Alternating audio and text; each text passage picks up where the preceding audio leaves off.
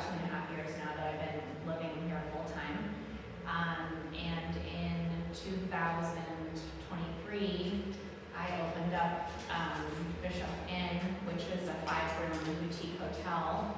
And it's part of the Tamaqua PA program, which is a program that helps small businesses open up in the downtown. It's a revitalization program. That's been open now for almost 3 years at this point, which is kind of crazy to say.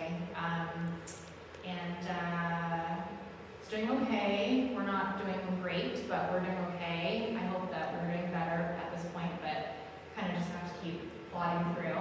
And I also started the micro residency at Bischoff Inn, which is a artist residency program where artists can come and stay at the inn for a reduced rate for either 1 or 2 weeks.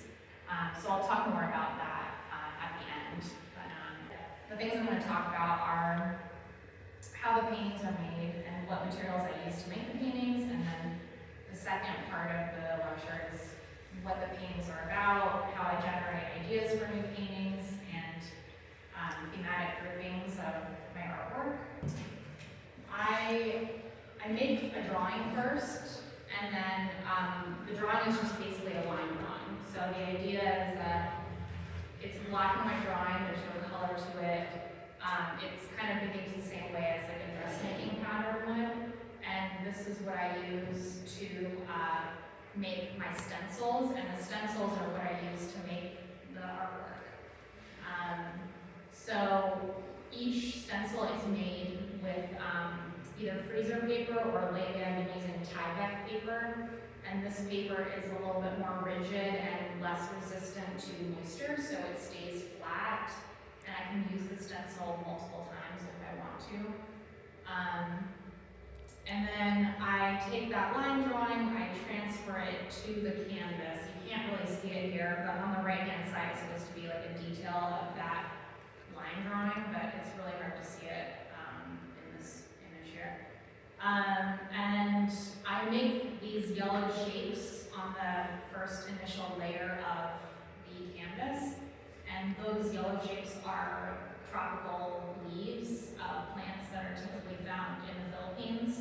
And I'll get to that part later, but basically my mom is from the Philippines, and a lot of my work is about my Filipino heritage. And then I use acrylic airbrush paints. So I don't know if you guys ever use those, but I really like the colors. So they come in really bright colors, and the texture of the paint and the formulation of the paint allows it to be sprayed, which is what I do in my paint application process. So on the right-hand side is the sprayer that I use, and in the middle is like a palette example. So those are like the palette chips that I have that I can match, so I know what colors I'm trying to mix. And then on the left is an example of the materials I'm using. And then my other examples of stencils are dried leaves. So I have a whole collection of dried leaves. I have liquid latex, which I don't know if you guys are ever using that, but it's like a mask that you can just take off of a painting. So it just like comes off really easily, and it's a way to stop paint from going into an area. And I actually really like using that a lot. And then fiberglass mesh. And I also use other things too, like Q-tips or rice, like anything that's kind of flat can be used as a stencil. Well, this is like what the final painting looks like, and from that video, and again, you didn't see the video, but the idea is that you're kind of seeing the built-up layers. So this is like the first layer that I painted with the leaves that I was talking about, like those yellow. And the example is yellow leaves, but here they're blue leaves. This is kind of like a light pink color. And then the second color I sprayed on was this kind of like magenta color. And because all the paints are transparent, it actually, the first layer bleeds through, and you can kind of see the color bleeding through. And then the third layer is this like kind of metallic green. I sprayed, and then these are all like real dried leaves that I used as stencils here. This is a fiberglass mesh. This is liquid latex, that's how I drew those lines on there, is liquid latex. So that's how that was made. And then the content, so these are all inspired, my paintings are all inspired by trips to the Philippines. I've been making this work since about 2017 maybe, 2018, somewhere around there. So I go back to the Philippines probably like at least once a year now. The pandemic, I didn't go for 3 years, but typically I try to go once a year. So these are all like images taken in the Philippines, basically. This is my mom here. Her eyes are always closed in every photo. This is kind of like a landmark trip for me, so just talking more directly about influences. So we made a trip to Erin Farm, which is a Catholic pilgrimage site. So during Easter and during other holy holidays, people come here and they climb these stairs, and then at the very top is heaven, so to speak. So this is like a kind of Disney, almost crazy installation of heaven, and it's actually quite spectacular. It's kind of amazing. It's hard to really see, like this is actually one of the things you see at the very top. Like that's the Father, Son, and the Holy Spirit, and then there's like a cross at there, and it's huge. Like it's quite a sight to behold. So I saw these images and I really liked all of the visual elements, I guess you could say. And these are like more pictures, so when you go in, there's a dark tunnel that you pass through, which is supposed to be like going into the afterlife, and then these are like the angels that they have here, and like everything's white, so it's very, very bright.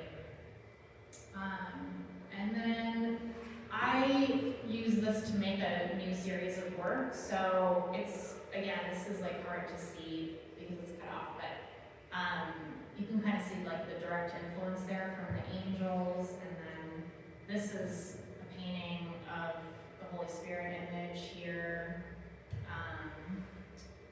Oh wow, you can really not see that. There's supposed to be way more detail in here, but this is another painting that's inspired by that tunnel image. And then over time, I've just developed symbols that I use again and again. So the meaning of the symbols changes based on where or how I'm using the symbol and what other things it's in context with. So for example, this is called call center, and I made this because at the time I had a couple cousins that were working in call centers, and I had one cousin who had already worked on a call center but no longer did. And so I wanted to make a painting about that. And that's where I got like those phone cords from, and also this, like that literally phone there. And then two people reaching for the phone, and then there's a center. So it's very like, you know, basic. I mean, it is what it is, really. But I think what I learned was that for me, these phone cords really symbolize connection, like a desire to establish connection. And so that's what they became going forward, even without the context of the phone. Like that's what those mean to me now. So I use that again here in this painting. And like I took out the phone because I didn't feel like the phone was necessary anymore. But it still has the phone cords, and it's basically the same painting, but it's just different colors and a little bit different composition. So I like to do that a lot. I like to make the same painting, but just change a few things. And I find that I get a lot out of that.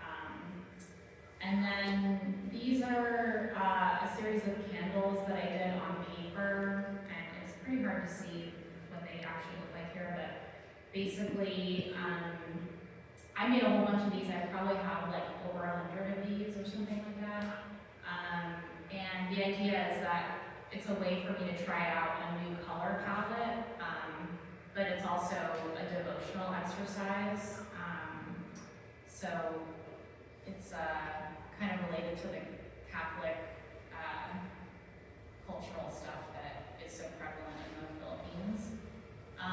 And then this is, another painting also with the foam cords, but here I added the sewing needles because my cousin is a,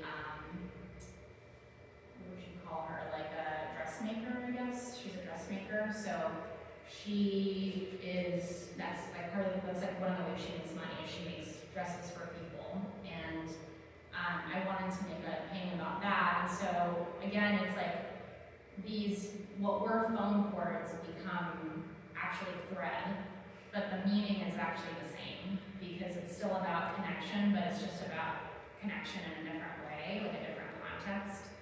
So that's what I mean by the symbols change based on what you're using them in, like how you're using them. And then here, again, this is a lot darker in real life, but this is, I made a whole bunch of these paintings called the monsoon paintings. And the idea was that the weather is always changing, and that oftentimes in a place like the Philippines where it's so hot and the sun is really punishing, that clouds can serve as a protective device, or you're like grateful when there's clouds because it's not so hot. And so thinking about clouds as protection, but also about weather as being ever evolving and ever changing, and I would say that that's true of how I perceive my own identity, is like ever evolving and ever changing, and always like room for improvement or that type of thing. And then this is also just a different color palette, but I think it's not the same composition, it's a different color palette, and it's with the same subject basically.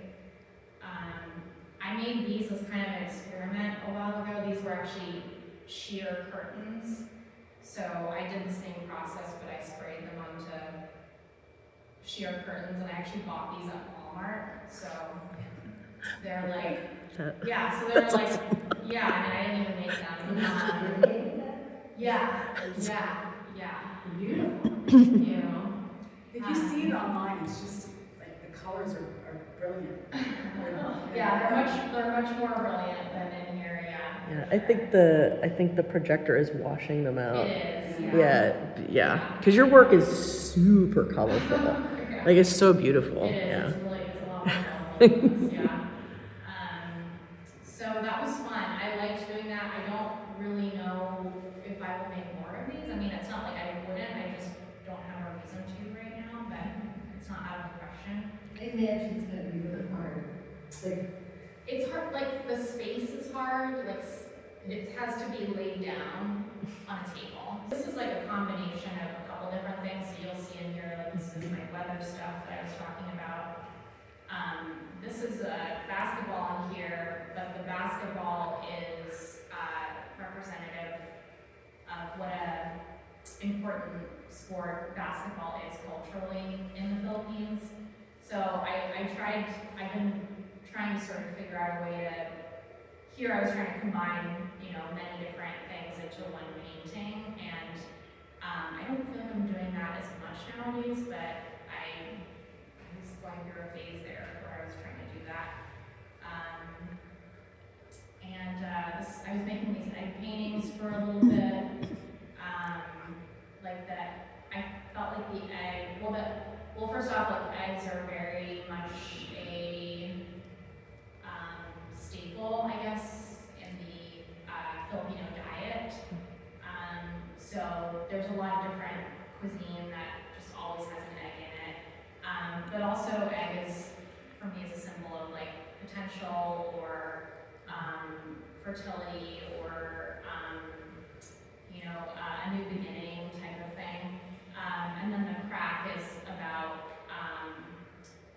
something, either like possibly breaking that egg apart, or maybe that egg is like coming back together. It's hard to know which one is going on. So I made a whole bunch of these paintings, like these craft paintings, that I really enjoy making because I just really like that graphic of the craft. But also I guess I was just really interested in kind of like what it meant, and I was trying to figure out what it meant to me. And then this is, again, another egg-inspired painting, and it's pretty hard to see the detail here, but this is supposed to be like a close-up detail of it. And you're supposed to be able to see like the tiny dots in here that the sprayer makes, but it's not so easy to see that here.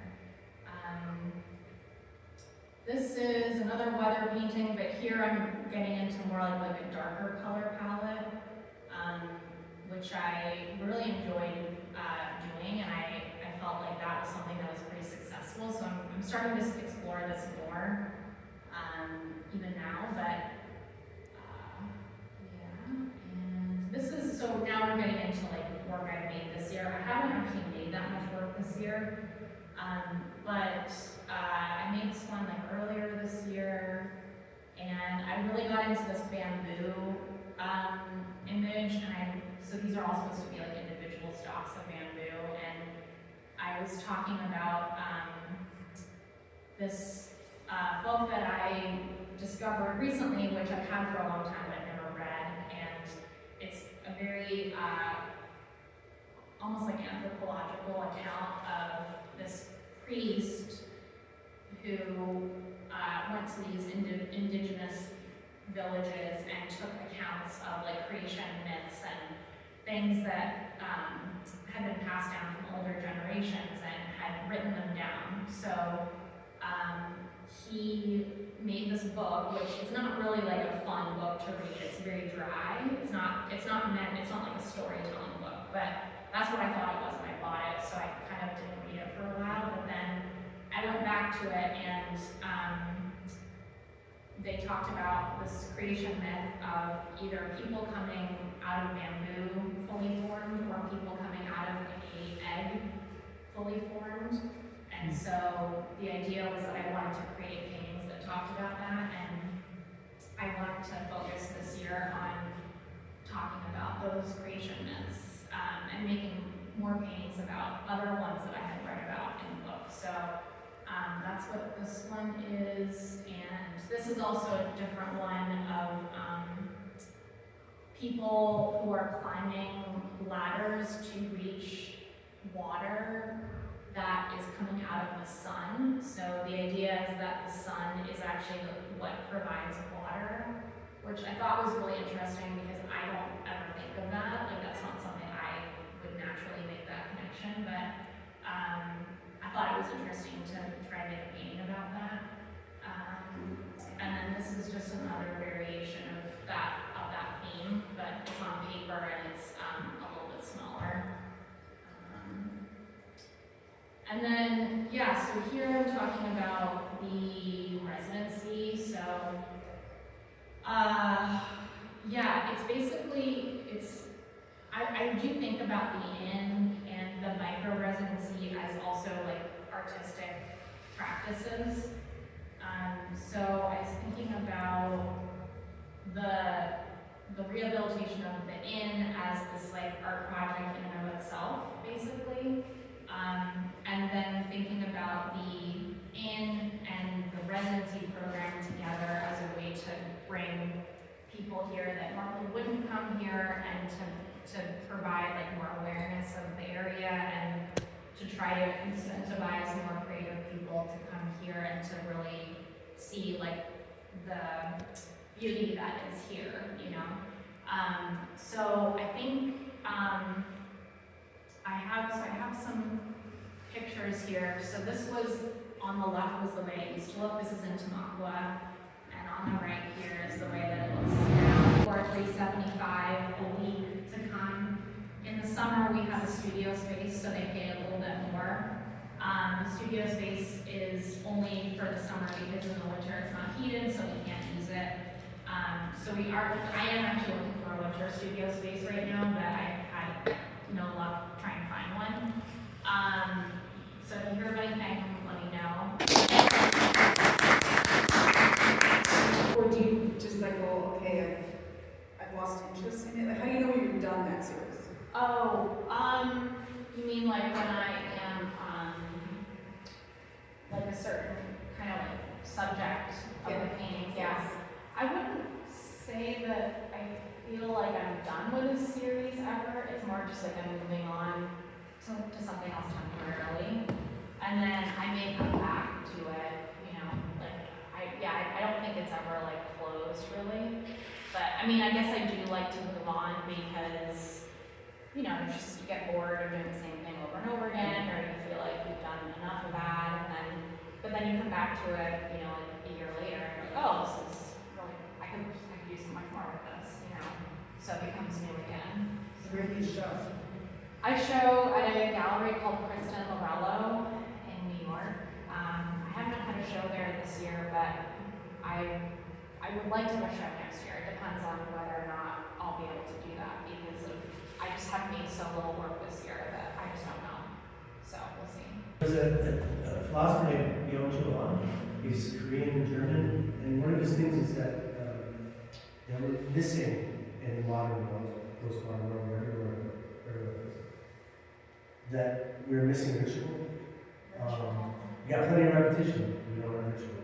And when you were talking about your candle paintings, as some kind of ritual, I think, I don't know if we were used. Like devotional. A devotional, but I mean, I think we can agree that devotional things are often ritualistic.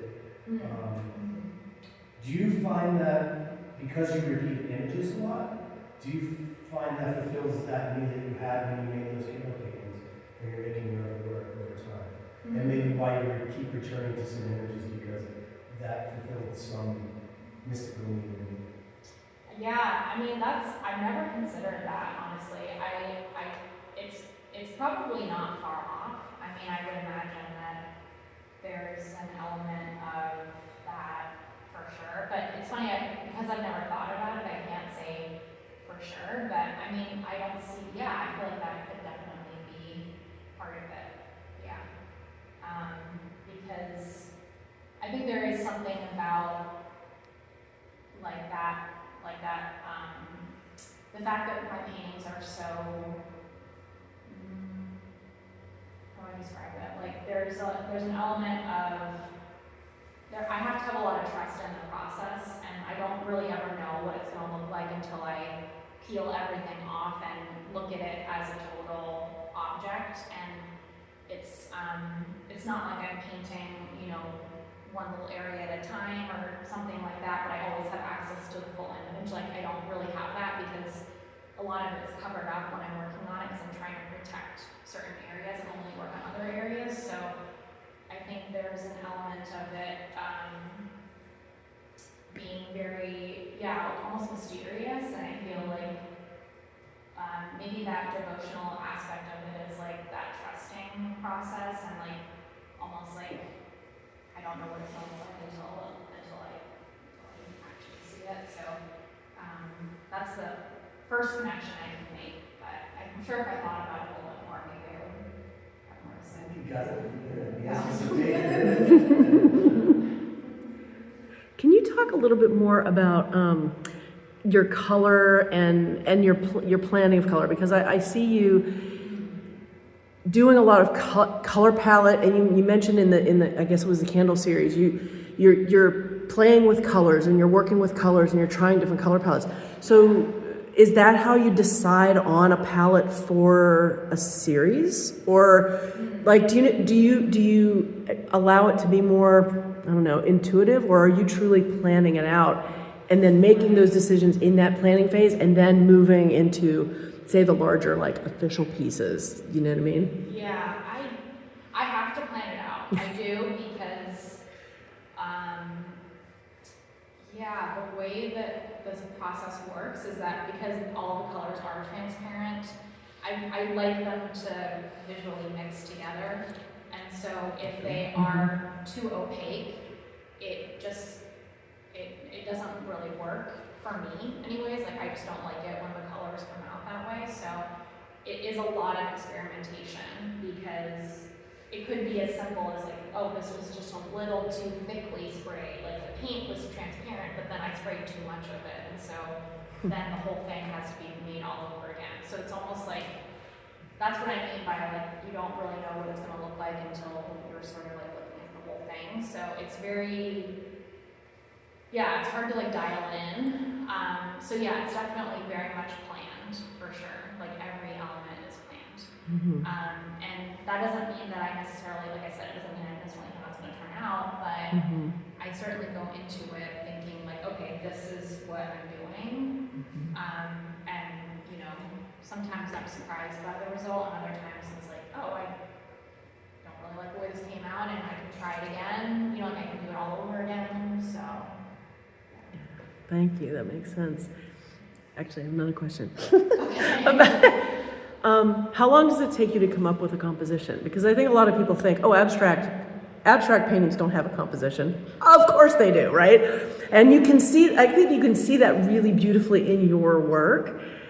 So I'm wondering, does that planning also apply to figuring out your compositions? It does, definitely. Yeah, it does. I mean, I like that paper drawing that I showed you at the very beginning. That is like made and possibly redrawn a couple times if I don't like the way that it comes out. So I've definitely made, you know, multiple versions of those sometimes. And it is hard again because it's like, that's just a line drawing. It doesn't look like the original. It doesn't look like the painting's gonna look not even close. Like it will look very different usually. So it's, yeah, it's not easy. Like I just actually went through that with the painting I was making, and I had a drawing all ready to go, and I cut out all the stencils, and then I made like a test version of it, and I was like, I really don't like this. So then I had to redo the whole drawing. So now I have a new drawing, so I'm working on that now. But yeah. Really is a process. Yeah, no, that's cool. Yeah. When you're finished, are you doing, do you frame, do you not frame, does it? Oh, sure. I don't frame them, because that just would be expensive. I think if people buy them and they want to frame them, like certainly they can do that. But yeah, I mean, I've actually never even seen, not the larger ones, I've never seen the larger ones framed ever. So I don't even know what that would look like. But yeah, maybe it would change, I don't know. And I did see you did a really cool one on the tank, the water tank. Oh, yeah. Was that a commercial one, or did you do that because something cool was put on that spot? That was an artist residency that I did. Oh gosh, wow, that was a long time ago now. That was that 2023? Maybe it was 23, or maybe it was 24, or 22. I can't remember anyways, but that was basically, I already had that connection to that residency, and then they invited me to come back and do that painting on the water tank. And I'd never done that before, so I was like, I don't know if this is gonna work. But I just was like, well, I'll give it a shot because, I don't know, like what do I have to lose? And I think they paid me a little bit of money, so it made it worth my while to go up there. And I mean, it was fun. I don't know that I would necessarily do it like again. I mean, it was a lot of work to do that. I mean, I feel like it had to be a very special situation, and I might need helpers, but it was an experiment, yeah. I do. Yeah, I actually have a lot of pieces in the end, yeah. I mean, cheap upgrading. So yeah. Thank you very much for your time. Thank you.